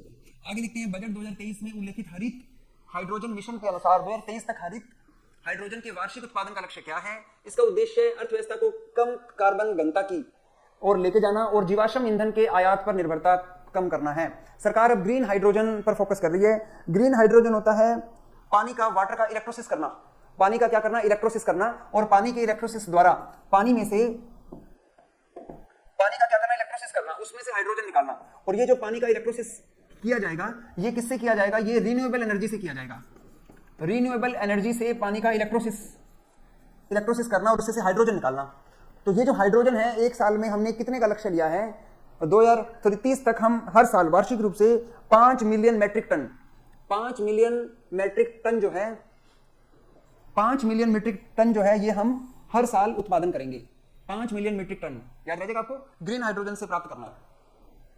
नेक्स्ट क्वेश्चन पे आते हैं। अगला क्वेश्चन है, बजट 2023 में उल्लेखित ऊर्जा सुरक्षा, ऊर्जा परिवर्तन और नेट जीरो एमिशन के उद्देश्य को प्राप्त करने के लिए कितनी कुल वित्तीय आवंटन किया गया है। देखो इसमें ऊर्जा परिवर्तन, एक तो होता है एनर्जी ट्रांजिशन होता है, एक होता है एनर्जी सिक्योरिटी। इनमें दोनों में फर्क बताओ। और एक नेट जीरो एमिशन है। आप जानते हैं कि नेट जीरो एमिशन का भारत का लक्ष्य है 2070 है। ये टारगेट है कि हम जितनी कार्बन डाइऑक्साइड छोड़ रहे हैं उसके इक्विवेलेंट हम हमारे देश में ग्रीनरी उगाएंगे, जिससे हम उतना सोख लेंगे उतना कार्बन। और एनर्जी ट्रांजिशन क्या होता है, एनर्जी ट्रांजिशन का मतलब होता है फॉसिल फ्यूल को, जो फॉसिल फ्यूल होता है को रिन्यूएबल एनर्जी में बदलना। मतलब हमारी जो हमारे देश की डिपेंडेंसी है ये फॉसिल फ्यूल पर है, फॉसिल फ्यूल से रिन्यूएबल एनर्जी पर जाना। एनर्जी ट्रांजिशन का मतलब है हम फॉसिल फ्यूल होता है जीवाश्म ईंधन, जीवाश्म ईंधन से नवीनीकरण ऊर्जा पर जाना, रिन्यूएबल एनर्जी पर ट्रांजिशन पर करना, चेंज करना, परिवर्तन करना। जीवाश्म ईंधन से नवीनीकरण ईंधन की ओर जाना। अभी हम जो कोयले से बिजली बना रहे हैं वो सारा जीवाश्म फ्यूल, फॉसिल फ्यूल है वो लोग, तो उससे कार्बन बढ़ता है। तो ये इसके लिए कितने रुपए का बजट दिया गया धीरे धीरे हमें रिन्यूएबल एनर्जी पर बढ़ने के लिए। इसमें 35,000 करोड़ का बजट है। देखो थोड़े क्वेश्चन आपको मुश्किल लग रहे होंगे, आपको लग रहा होगा इतने सारे पैसे हैं कैसे याद होंगे, तो थोड़ा सा ना एक बार देखा हुआ होगा तो याद हो जाएगा। तो देखो ये 35 है, ये 70 है, तो आधा हो गया। थोड़ा सा हिंट बना के रख लो, 270 तक का लक्ष्य है तो 70 का आधा कितना होता है, 35 होता है। 35,000 करोड़ रुपए हमने इसमें बजट में दिए हैं, ऐसे करके याद कर लीजिए। अगले क्वेश्चन पे आते हैं। ये लद्दाख में नवीनीकरण ऊर्जा ग्रिड एकीकरण और विकास के उद्देश्य से कुल कितनी वित्तीय आवंटन किया गया है। आप जानते हैं कि भारत में जो ग्रिड है वो अलग अलग बने हुए हैं। ग्रिड का काम क्या होता है, इसका काम होता है बिजली को हमारे घरों तक पहुंचाना। एक नॉर्थ ग्रिड लगा हुआ है, एक नॉर्थ ईस्ट का अलग ग्रिड है, नॉर्थ ईस्ट का भी क्या है ग्रिड है। तो भारत में जो बिजली सप्लाई के जो बने हुए हैं जो ग्रिड हैं वो अलग अलग ग्रिड बने हुए हैं। तो सरकार क्या कर रही है कि अब ये जो बने हुए ग्रिड हैं इनको क्या करना है, इंटीग्रेट करना है। यानी कि जो लद्दाख में बिजली बनेगी, जो लद्दाख में हम रिन्यूएबल एनर्जी से बिजली बनाएंगे, उसे कैसे इंटीग्रेट किया जाए, अन्य ग्रिड पे किस तरह से पहुंचाया जाए। हम बिजली तो बना लेते हैं लेकिन उसको कई बार वहां पर खपत नहीं होती, तो उसको कहाँ भेजें। तो हम करेंगे इसका इंटीग्रेशन करेंगे, सारे जो ग्रिडों को जोड़ेंगे। इसके लिए 20,700 करोड़ रुपए का खर्चा आएगा, ये बजट दिया है। 20,700 करोड़ रुपए का खर्चा बिजली को जोड़ने के लिए। तो जोड़ो, इसमें कैसे जोड़ेंगे, 20,700 कर लोगे याद, 20,700 बिजली गिराने कौन आई, 20,700 आई, कर लो ऐसे याद करके, थोड़ा मिलता जुलता बिजली है। नेक्स्ट क्वेश्चन पे आते हैं। अगली योजना है पीएम प्रणाम योजना है। पीएम प्रणाम योजना का मतलब है केमिकल फर्टिलाइजर को रोकने के लिए और भारत में जो अर्थ माता है, जो धरती माता है, उसको बचाने के लिए सरकार कहती है कि अल्टरनेटिव जो फर्टिलाइजर्स हैं उनको बढ़ाओ, अल्टरनेटिव फर्टिलाइजर को बढ़ाओ, केमिकल फर्टिलाइजर को से छुटकारा पाओ, नहीं तो हमारी धरती माता जो है वो खत्म हो जाएगी। केंचुआ, गोबर गैस, इस प्रकार के फर्टिलाइजर्स प्रयोग करो। पेस्टिसाइड का ज्यादा प्रयोग होने के कारण जमीनें खराब हो जाती हैं, मिट्टी की उर्वरता क्षमता खराब हो जाती है। तो पीएम प्रणाम, प्रधानमंत्री ने प्रणाम किया है, किसको प्रणाम किया, धरती माता को प्रणाम किया है। तो आप देख लेना जिसमें धरती माता लिखा हो वो उत्तर होगा। अगर इसकी फुल फॉर्म पूछे तो अगले पेज पे इसकी फुल फॉर्म आएगी। यह है promotion of alternative fertilisers and balance use of chemical fertilisers. आप देख सकते हैं प्रणाम की फुल फॉर्म क्या है, पीएम प्रणाम। प्रणाम की फुल फॉर्म है प्रधानमंत्री programme for restoration awareness nourishment amelioration of mother earth, धरती माँ। मोदी जी ने किसको प्रणाम किया, धरती माँ को, मदर अर्थ को किया है। तो ये आप देख सकते हैं इसके अंदर। अगले क्वेश्चन पे हम आते हैं। मिस्टी योजना क्या है, मिस्टी योजना क्या है, ये मिस्टी योजना बता चुका हूं मैं आपको, मैग्रोव्स के लिए है। और एक मैंने आपको अमृत धरोहर भी बताई थी, अमृत धरोहर भी बताई। अमृत धरोहर है वेटलैंड्स के लिए। ये दो योजनाएं तो अभी पिछले सारे पेपरों में आई है। तो मिस्टी योजना सरकार की है, मैग्रोव वनों को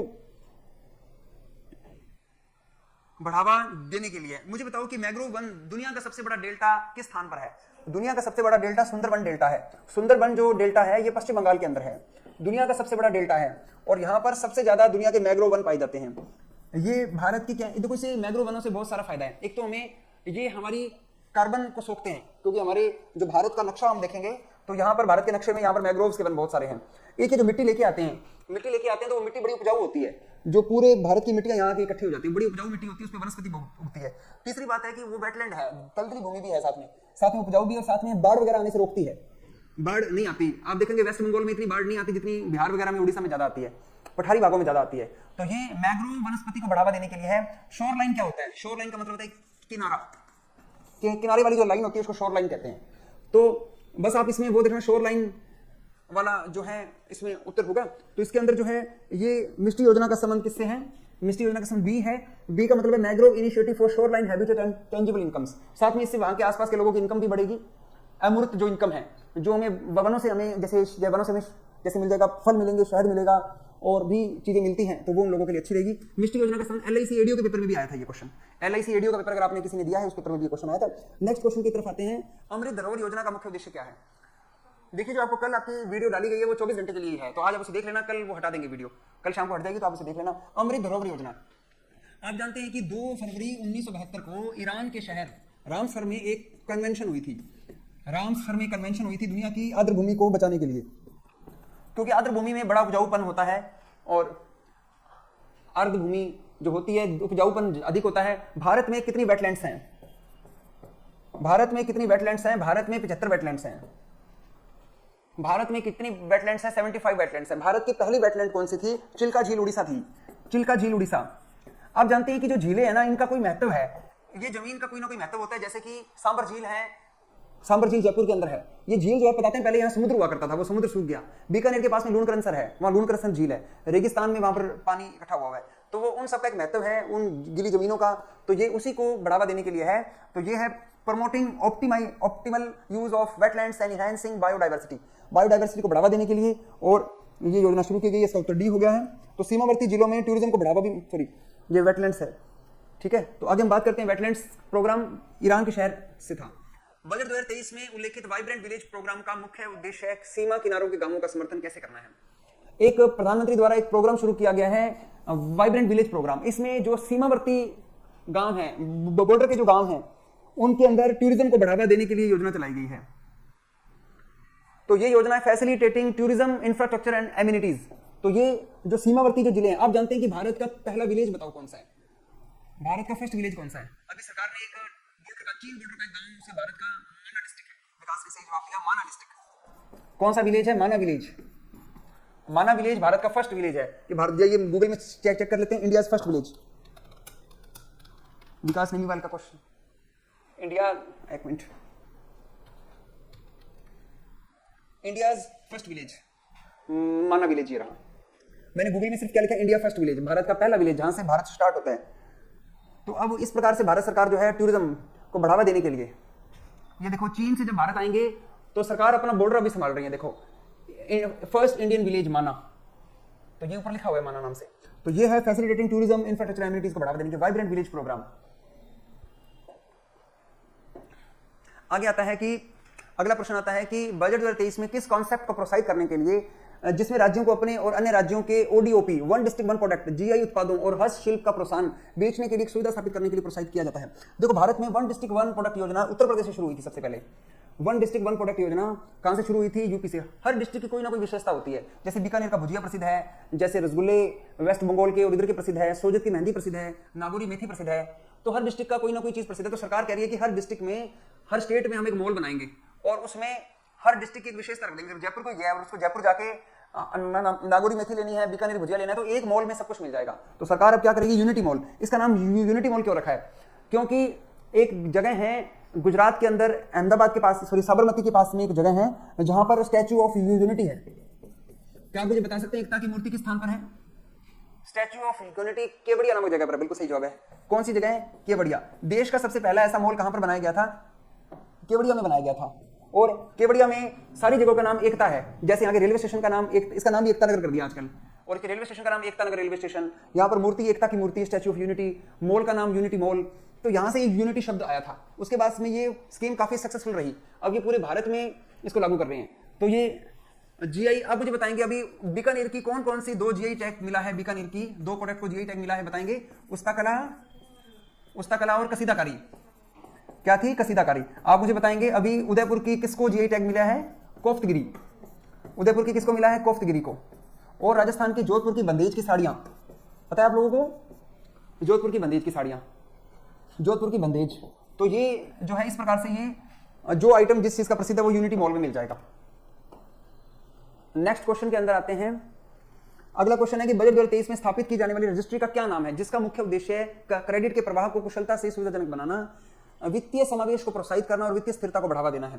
तो सरकार ने इस प्रकार का सरकार चाहती है कि हर व्यक्ति की एक रजिस्ट्री हो हमारे पास में।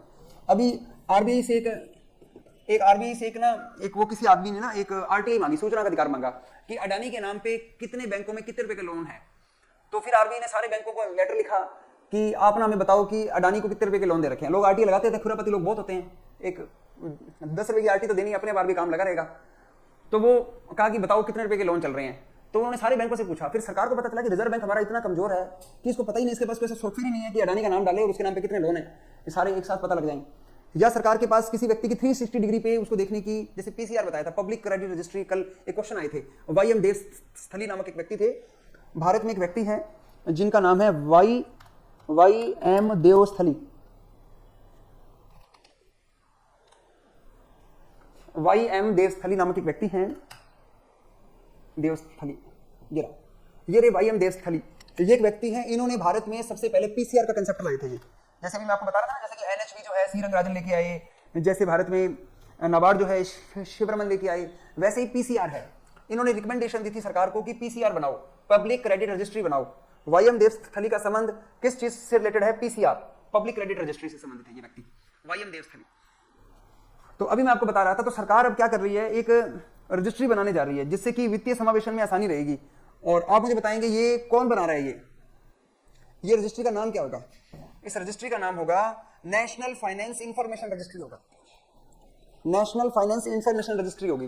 किसी भी व्यक्ति की सारी एक रजिस्ट्री बना देंगे कि ये लेते एक बातें में सारी बातें, उसके नाम पे कितनी रजिस्ट्रीज हैं, कितने मकान बिल्डिंग है, पैन नंबर में ही आ जाता है सारा कुछ। एक पैन नंबर लगाओ, एक आदमी की सारी डिटेल्स आ जाएगी। तो नेशनल फाइनेंस इंफॉर्मेशन रजिस्ट्री। इस बजट में महिलाओं के लिए सिर्फ एक ही चीज घोषित की गई है, महिला सम्मान सेविंग सर्टिफिकेट लागू किया है। सरकार ने कहा है कि महिलाओं के पास ना पैसे होते हैं वो हमें दे दो। सरकार ने उनसे पैसे मांगे हैं, तो ये सरकार ने स्कीम लगाई है। सरकार ने कहा है कि जो महिला हमें 2 लाख रुपए देगी, हम उसे ब्याज देंगे, हम उसे 7.5% का ब्याज देंगे। तो देखो इसमें कहां लिखा है, तो ये रहा deposit facility up to 2 lakh. तो क्वेश्चन आ सकता है कि महिला सम्मान सेविंग में कितने रुपए जमा करा सकते हैं? 2 लाख रुपए। ये दे कर रही है, मांग रहे हैं ये पैसे बजट में। और 7.5% ब्याज क्या है? ये अब बैंकों में 8% मिल रहा है, ये क्या एहसान थोड़ी कर रहे हैं। अभी ब्याज दरें बहुत बढ़ गई हैं। सीनियर सिटीजन हो, कोई महिला 60 साल से ऊपर हो, 8% ब्याज मिल रहा है। ये तो कोई बजट के अंदर कोई, मेरे को तो लगा नहीं इसमें कुछ है। तो ये महिला सम्मान सेविंग सर्टिफिकेट है, इसमें 2 लाख रुपए मांग रहे हैं मोदी जी। अगले क्वेश्चन पे आते हैं। सरकार ने पोस्ट ऑफिस के अंदर एक मासिक आय खाता योजना है। मासिक आय खाता एमआईएस कहते हैं, इसे मंथली इनकम सर्टिफिकेट कहते हैं। एमआईएस की फुल फॉर्म क्या होती है? मंथली इनकम स्कीम होती है, एमआईएस होती है। जब कोई आदमी रिटायर होता है ना, तो ये सीनियर सिटीजन का ही हो सकता है। इसकी अभी ना सरकार ने लिमिट बढ़ाई है। अगर कोई आदमी एकल व्यक्ति है तो इसमें वो जमा करा सकते हैं 4.5 लाख रुपए जमा करा सकते हैं सिंगल अकाउंट में। अगर उसकी बीवी उसके साथ मिलकर अकाउंट खुलवाएगी, उसकी बीवी उसके साथ मिलकर अकाउंट खुलवाएगी, तो वो 9 लाख रुपए जमा करा सकते हैं दोनों जने मिलके। तो अब ये इसकी लिमिट कर दी है। तो एमआईएस स्कीम में एक मतलब कितने रुपए जमा करा सकते हैं? 4.5 लाख रुपए जमा करा सकते हैं। और जॉइंट अकाउंट है, बीवी को भी साथ में जोड़ेगा तो 9 लाख रुपए हो जाएगी। आपको भी मैंने आपको बताया था कि 2025-26 पर सरकार ने ये लक्ष्य क्या रखा है कि हमारा राजकोषीय जो घाटा है वो 4.5% से नीचे रहेगा। बताया था आपको मैंने अभी, 2025-26 तक हम अपना राजकोषीय घाटा 4.5% से नीचे लेके आएंगे। अब स्टेट गवर्नमेंट्स को भी जीडीपीएस के सरकार ने कहा है कि पूरे देश का तो ये रहेगा। सरकार कहती है स्टेट गवर्नमेंट के भी लक्ष्य बना दो, उनको भी बना दो कि आप लोगों को अपना जीडीपी इतनी लेके आनी पड़ेगी। उनके लक्ष्य निर्धारित करेंगे तो देश का अपने आप लक्ष्य निर्धारित हो जाएगा। तो सरकार ने अभी राजकोषीय घाटा जो है स्टेट गवर्नमेंट के लिए जीएसडीपी की फुल फॉर्म होती है ग्रॉस स्टेट डोमेस्टिक प्रोडक्ट है। तो स्टेट डोमेस्टिक के लिए सरकार ने कितना लक्ष्य निर्धारित किया है? सरकार ने कहा है कि कोई भी स्टेट गवर्नमेंट का घाटा जो है ना वो 3% से ऊपर नहीं रहना चाहिए। सरकार ने इसको लक्ष्य दिया था 3% का। सरकार ने स्टेट गवर्नमेंट को लक्ष्य दिया, कितना दिया? 3% का लक्ष्य दिया पहले कि तुम्हारी जीडीपी, तुम्हारा जो घाटा है ना, राजकोषीय घाटा है, वो 3% से ऊपर नहीं होना चाहिए। राजकोषीय घाटा जो आपका है, राजकोषीय घाटा होता है फिजिकल डेफिसिट। राजकोषीय घाटा जीडीपी का 3% से कम होना चाहिए। अब क्या वो सारी स्टेट गवर्नमेंट पहुंच गई कि हमारे तो बिजली पे बड़ा खर्चा होता है, हम कई बार बिजली फ्री देते हैं, जैसे दिल्ली में बिजली फ्री है, राजस्थान में भी कुछ यूनिट फ्री कर दिया है। उन्होंने कहा कि हमें कुछ हेल्प करो। तो सरकार ने कहा कि चलो ठीक है, ये 0.5% आपका बिजली वाला एक्स्ट्रा दे रहे हैं आपको, तो 3.5% से नीचे नहीं होना चाहिए। तो 0.5 अलग से बिजली का अलग से दे दिया। तो ये है physical deficit 3.5% of state domestic product and 0.5% to power sector reforms. बिजली के क्षेत्र में सुधार के लिए 0.5 एक्स्ट्रा दे दिया है। मतलब वैसे 3 था, लेकिन इसको 0.5 बिजली के लिए देके अब वो राजकोषीय घाटा 3.5 का रख दिया इनके लिए। राजकोषीय जो घाटा होता है, फिजिकल डेफिसिट क्या होता है? फिजिकल डेफिसिट होता है सरकार के जो खर्चे होते हैं। मान ली सरकार के खर्चे 100 हैं और ये स्टेट गवर्नमेंट की बात कर रहे हैं। स्टेट गवर्नमेंट जो राज्य सरकार भी अपना बजट बनाती है, जैसे अशोक गहलोत का बजट होता है, और इनका जो राजस्व होता है वो 97 पॉइंट वो होना चाहिए 97 होना चाहिए। 3 रुपए का वो लोन ले सकते हैं। ये सरकार ने कहा कि 3 रुपए जो है ना, 3 रुपए का आप जो घाटा दिखा सकते हो, ये तुम्हारी आय है और ये तुम्हारा खर्चा है टोटल, तो बाकी 3 रुपए का लॉस दिखा सकते हो। खर्चा 3 से ऊपर नहीं होना चाहिए, ठीक है। तो अब सरकार ये कहते हैं कि हमें थोड़ा सा खर्चा, मतलब आए, कई बार हमें थोड़ा सा ये बढ़ाओ, हमारा घाटा 3 से तो बढ़ जाता है। तो सरकार ने कहा कि चलो ठीक है, तुम्हारा खर्चा जो है हम 3.5 तक तुम्हें कुछ नहीं कहेंगे, चाहे इनकम तुम्हारी 96.5 ही हो जाएगी। तो सरकार ने अभी इनके लिए कहा है कि आप 96.5 रुपए इनकम तक, अगर इससे ऊपर आ जाए तो बढ़िया, ये लक्ष्य दिया है इनको कि आपने 96.5% जितना खर्चा करोगे इतनी तो रेवेन्यू जनरेट करनी है। चाहे लोगों को परेशान करो, इनकम टैक्स बढ़ाओ, जीएसटी बढ़ाओ, इतना तो इनकम लेके आनी, ये लक्ष्य है सरकार का। इससे नीचे नहीं होना चाहिए। इससे नीचे जाएगा तो राजकोषीय घाटा बढ़ जाएगा। बात समझ आई कि नहीं आई आपको? तो घाटा जो होता है, डेफिसिट जो होता है, वो कितने से ज्यादा नहीं होना चाहिए? 3.5 से ज्यादा नहीं होना चाहिए। आगे आता है वित्त वर्ष के लिए कुल व्यय कितना, भी थोड़ी देर पहले मैंने आपको बताया था। इस साल कितने रुपए का खर्चा किया जाएगा बताओ? इस साल बजट में कितने रुपए का खर्चा करेंगे? शाबाश, हमने 45 लाख करोड़ रुपए का। इस बार खर्चा कितना है? 45 लाख करोड़ रुपए का। इसके शुरू में मैंने आपको बता दिया था। अगले क्वेश्चन पे आते हैं। आपको मैंने ये बताया था कि चलो अगले क्वेश्चन पे आ जाते हैं, सीधा ही आ गया। अगला क्वेश्चन है कि हमारी ऋणों को छोड़कर कुल प्राप्ति कितनी है? हमारे जो खर्चा तो आपको मैंने बता दिया, खर्चा कितना है? 45 लाख करोड़ रुपए का खर्चा है। हमारी टैक्स जो रेवेन्यू है वो 23 पॉइंट समथिंग है, 23.3 है। और हमारी जो अन्य पीएसयू से इनकम कितनी थी? 4 थी। तो बताएंगे, ये पूछा है कि लोन को छोड़कर कुल प्राप्तियां कितनी है? तो इनका जोड़ कितना हो गया? लगभग 27 हो गया, 27 ही हो गया लगभग। तो इसका उत्तर कितना हो गया? 27 हो गया। अभी थोड़ी देर पहले तो मैंने बताया, बाकी तो लोन था 18 का और टोटल 45 था। इस वीडियो के शुरू में मैंने आपको बताया था ना, तो ये बजट का मैंने शॉर्ट में आपको बताया था। तो भारत का जो लोन को छोड़कर हमारी जो रिसीट है वो कितनी है?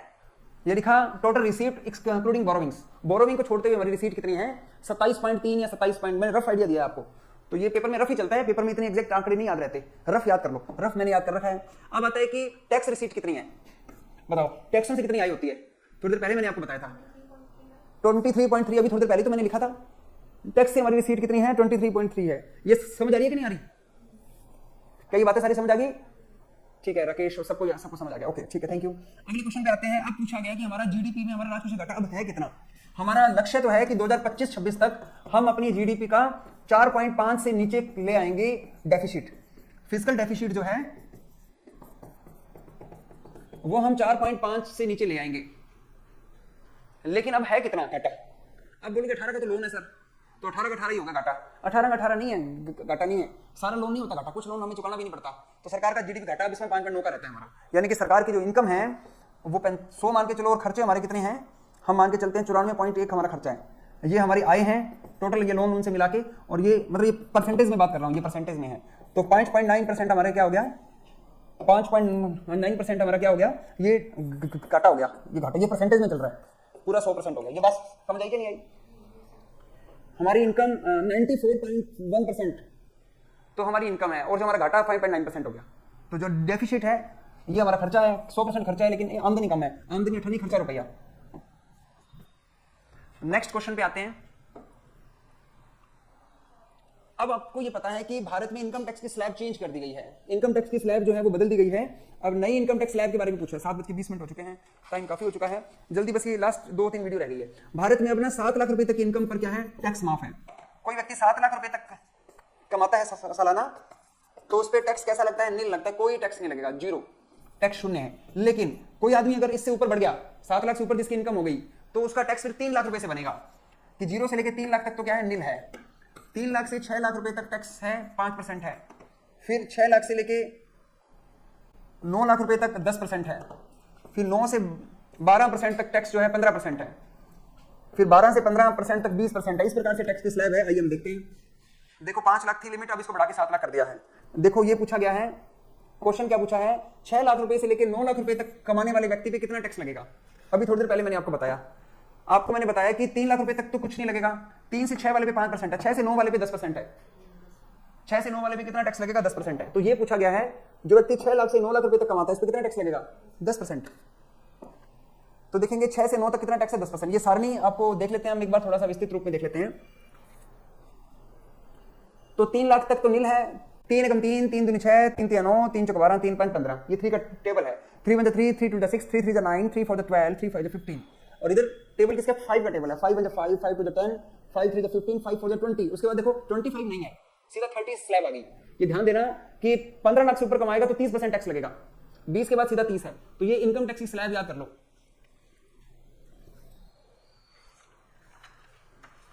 आपको पता है जब हम कभी एलआईसी में पैसे जमा करवाते हैं तो हमें 2 प्रकार के टैक्स की छूट मिलती है। भारत में इनकम टैक्स एक्ट जो है 1961 लगता है, इसकी सेक्शन 80C है। जो हम एलआईसी में पैसे जमा करवाते हैं ना तो उसकी इनकम टैक्स की छूट मिल जाती है, हमें 1.5 लाख रुपए तक छूट होती है। और लेकिन जो एलआईसी से पैसा हमें मिलता है ना, चाहे कितना मर्जी पैसा मिल जाए, उस पर सेक्शन 10(10)D की छूट होती है कि एलआईसी से मिलने वाली मैच्योरिटी जो है वो कैसी रहेगी? टैक्स फ्री मिलेगी, उस पर कोई टैक्स नहीं लगेगा। मैच्योरिटी टैक्स फ्री कितने मर्जी। अब सरकार ने ये नियम बदल दिया, अब कहती है मैच्योरिटी पर भी टैक्स लगेगा। 10(10)D है ये, 10(10)A लिख दिया मैंने, बोला D था, 10(10)D है।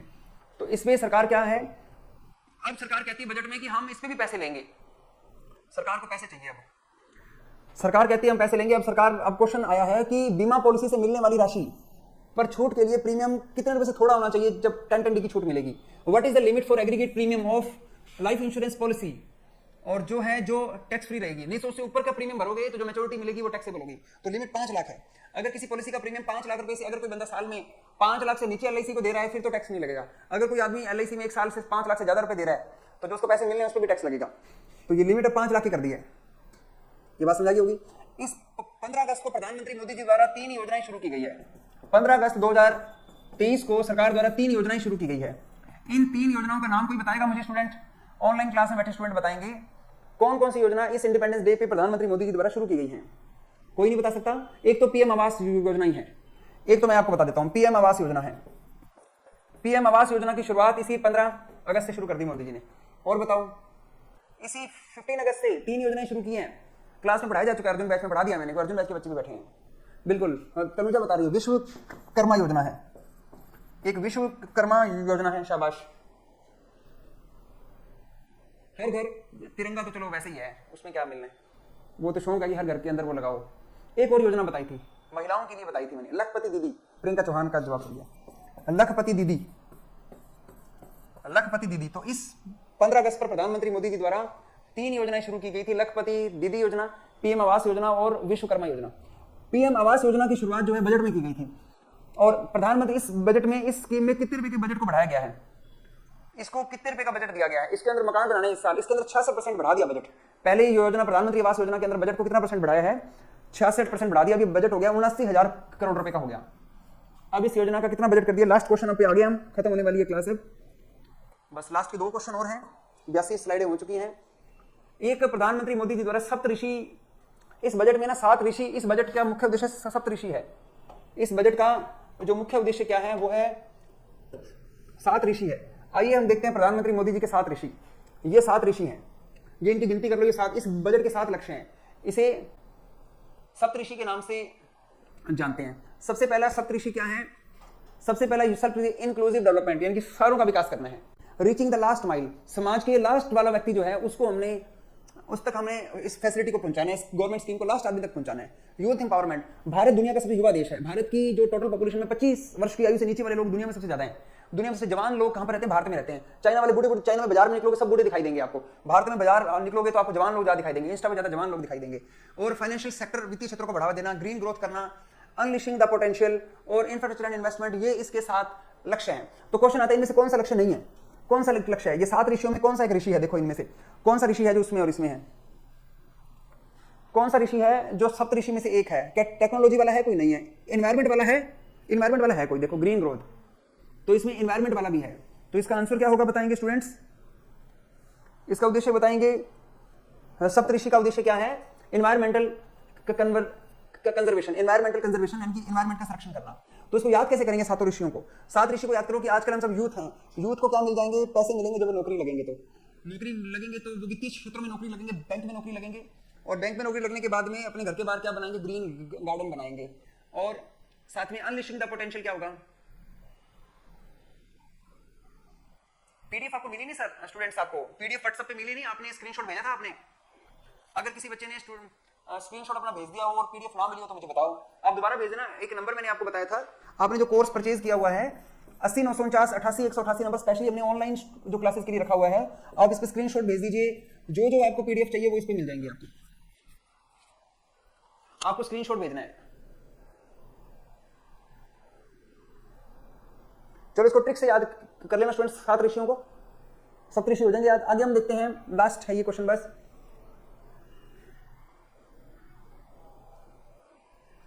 इसमें देखो सरकार ये कहती है कि इनमें से भारत के अर्थशास्त्रिक और सामाजिक मूल्यों को हाल ही के वर्षों में हासिल की गई उपलब्धि, मोदी जी की उपलब्धि बताओ। इस बजट में मोदी ने कहा कि हमने दूसरे फोन से फोटो खींच लो, अगर स्क्रीनशॉट नहीं ले सकते दूसरे फोन से फोटो ले लो। मोदी जी ने इस बजट में बार बार एक ही बात बोली है, बताओ कौन सी बात बोली है, क्या लक्ष्य है। मोदी जी को प्रधानमंत्री बने हुए कितने साल हो गए? मोदी जी को प्रधानमंत्री बने 9 साल हुए हैं, अभी 10वां साल अगले साल हो जाएगा। प्रधानमंत्री मोदी जी कह रहे हैं कि हमने भारतीयों की पर कैपिटा इनकम को बढ़ा दिया है। आज भारत का हर नागरिक एक साल में 1,97,000 रुपए प्रति व्यक्ति इनकम है। भारत की प्रति व्यक्ति इनकम जो है वो इतनी है आज 2023 में हमारी एक व्यक्ति तक, क्या हर व्यक्ति भारत में सारे व्यक्ति साल के 1,97,000 रुपए कमा रहे हैं क्या? आपकी मम्मी, आपके भाई, कोई भी आपका पड़ोसी, आस पड़ोसी, कोई रिक्शे वाला, सब कमा रहे हैं। मोदी जी कह रहे हैं कि सारे 1,97,000 कमा रहे हैं। अब भाई एवरेज है, इसमें ऐसे ऐसे लोगों का भी पैसे जुड़े हुए हैं जो कि एक एक मिनट के अरबों रुपए कमा रहे हैं, और वो हमारे साथ एवरेज लगा दी उनकी। तो वो हम कहते हैं कि 2014 के अंदर आदि कहते हैं जब मेरे को देश दिया था तब इतनी इनकम थी, मैंने दुगनी कर दी अब इसकी। ठीक है, तो भारत में पहले 58,500 रुपए कमाते तो मैंने दुगनी कर दी इन सब की आय। तो ये क्या आम लोगों की आय बढ़ी है या अमीर लोगों की बढ़ गई आय, जिससे पर कैपिटल बढ़ गया है? ये अमीरों की इनकम बढ़ी है भाई साहब। ये एवरेज तो चाहे बढ़ गया है लेकिन एवरेज अपना कुछ नहीं बढ़ा। तो ये पर कैपिटल इनकम क्या कर दिया है? डबल कर दिया है 9 सालों में। मोदी जी कह रहे हैं कि पर कैपिटल इनकम मैंने 9 सालों में दुगनी कर दी। भाई बहनों आगे चलो, ये इस बार के बजट में मोदी जी ने बार बार कहा, तो इसलिए एग्जाम में भी आ सकता है। इस साल में 126 लाख करोड़ रुपए के डिजिटल भुगतान हुए हैं। ट्रांजेक्शन पूछिए कितनी ट्रांजेक्शन की है लोगों ने अपने फोन पे, गूगल पे से कितनी ट्रांजेक्शन की हैं? लोगों ने अपने फोन से कितनी ट्रांजेक्शन की हैं? कितनी ट्रांजेक्शन लोगों ने की हैं? 7400 करोड़ रुपए की ट्रांजेक्शन। ये रुपए नहीं है, ये 7400 करोड़ ट्रांजेक्शन हुई है, रुपए ऊपर लिखे हुए हैं, ये तो ट्रांजेक्शन की संख्या है। तो अब हर आदमी आजकल ना, वो एक आ रहा था रिसर्च आ रही थी, टॉफी गोलियां बिकनी बंद हो गई, मतलब बंद नहीं हुई, मतलब उनकी सेल बहुत ज्यादा घट गई है। पहले जब खुले रुपए देने होते थे तो वो 5 रुपए की टॉफी दे देता था, 2 रुपए की टॉफी दे देता था, टॉफियां बिकती थी काफी। अब जब से अब किसी को 72 रुपए भी देने हैं तो आदमी ऑनलाइन पे हो जाता है, 1 रुपया भी पे कर देता है ऑनलाइन। तो ये 1 रुपए की इनकम, ये 7400 करोड़ ट्रांजेक्शन हुई है यूपीआई के माध्यम से। आगे है उज्ज्वला योजना में कितने गैस कनेक्शन बांट दिए मोदी जी ने? कितने लोगों को घर में गैस का कनेक्शन दे दिया है, सिलेंडर दिए हैं? लगभग 10 करोड़ लोगों को दिया है सिलेंडर। 10 करोड़ लोग कितने हो गए? 9.6 करोड़ हो गए लगभग, इतना याद कर लो। मोदी जी ने कितने घरों में उज्ज्वला योजना में सिलेंडर बांटे हैं? अब 200 रुपए की शायद में सब्सिडी भी दे दी है इनको, तो 9.6 करोड़। स्वच्छ भारत मिशन के तहत घरेलू शौचालय कितने बनाए हैं? ये टॉयलेट कितने बना लिए मोदी जी ने? 10 करोड़ तो सिलेंडर दिए हैं, 11 करोड़ जो है 11 करोड़ शौचालय बना दिए। तो याद आंकड़ा एक जैसा ही है लगभग, 10 और 11 करोड़। अब देखते हैं कि 11 करोड़ शौचालय बना दिए। अब देखते हैं कि भारत की प्रति व्यक्ति आय को कितने साल में दुगनी हुई है? ये कितने साल लगे मोदी जी को दुगनी करने में? कितना जोर आया? 9 साल लगे हैं। 9 सालों में दुगनी कर पाए हैं हम। बार बार वही क्वेश्चन आ रहे हैं, बस अब इजी क्वेश्चन हो गए सारे। अब आता है कि 102 करोड़ व्यक्तियों को भारत में कोविड वैक्सीन लगी थी। तो अब बताओ कि एक व्यक्ति को एवरेज कितनी डोज लगी? 2 डोज लगी है, तो इसका दुगना कितना होता है 102 करोड़ का? 200 होगा। कहीं को 3 डोज भी लगी, बूस्टर डोज भी लगा दी कईयों को, तो ये 220 के करीब है। कितनी है? 220 करोड़ लगी है। डोज कितनी लगी? 220 करोड़ लगी है। और लास्ट 96 और 97 नंबर क्वेश्चन आ गया है, प्रधानमंत्री किसान सम्मान निधि योजना। अब जो है 2000 रुपए मिलते हैं, 4 महीने बाद किसानों को मिलते हैं, तो एक साल में 3 बार मिलते हैं। ये 6000 रुपए हर किसान को मिलते हैं, पता है आपको ये? तो 11.4 करोड़ किसानों को कितने रुपए कैश दे दिया मोदी जी ने खाते में डाले? किसानों को कितने रुपए दे दिए हैं इस योजना के? किसानों को कितने रुपए बांट दिए? 2.2 लाख करोड़ रुपए किसानों को बांटा है, 2.2 lakh crore. Thanks for watching.